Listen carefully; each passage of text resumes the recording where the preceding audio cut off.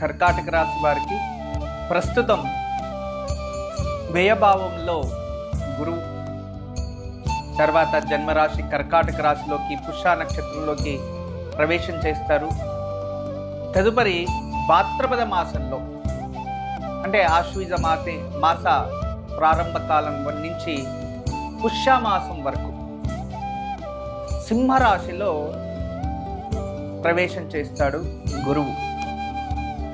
ఇది మీకు చాలా మంచి కాలం.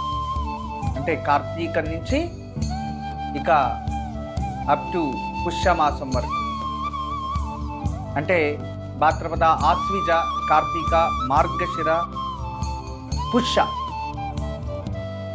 ఈ మాసాలైతే మీకు చాలా అనుకూలంగా ఉంటాయి. చాలా అనుకూలంగా ఉంటాయి. ద్వితీయంలో గురు అద్భుతమైన ప్రతిఫలం ఉంటుంది. అయితే అప్పటిదాకా మాత్రం చాలా జాగ్రత్తగా ఉండాలి ఈ సమయంలో.